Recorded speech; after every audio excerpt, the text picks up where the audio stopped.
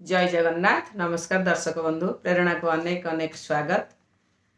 पवित्र अक्षय तृतीया उपलक्षे मोर आज कविता अक्षय तृतीया कविता टी शेष पर्यंत शुणिबे।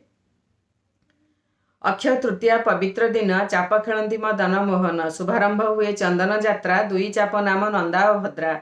श्रीदेवी भूदेवी संगे आसती, नरेन्द्र रे जल क्रीड़ा करती। चापरे दर्शन करिले प्रभु, मोक्ष प्राप्ति होती आत्मा सबु।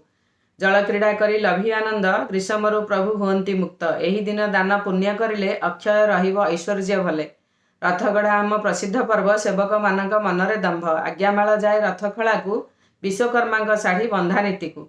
तीन रथ काठे लागई आज्ञामाल, आनंद लभंती कमार रूपकार। धूप दीप नैवेद्य अर्पण, पूजार्चना कार्य हुए संपूर्ण। आउ एक पर्व पुरपल्ली रे, अक्षिमुठी अनुकूल कृषक घरे। बेतुली गौणी को चित्रित करी, धला चादर ता उपरे धरी। प्रातः काले नहीं से अक्षिमुठी, भोग राग सह धूप काठी। क्षतरे वसुधा माँ को सजा, धान विहन बुणी करंती पूजा। भल अमलर शुभ मनासी, सुनार फसल उठिब हसी। गंगा माता धरा अवतरण यही दिन, आउ सत्यजुग आरंभ जन। भिडियोटी शेष पर्यंत देखि बहुत बहुत धन्यवाद।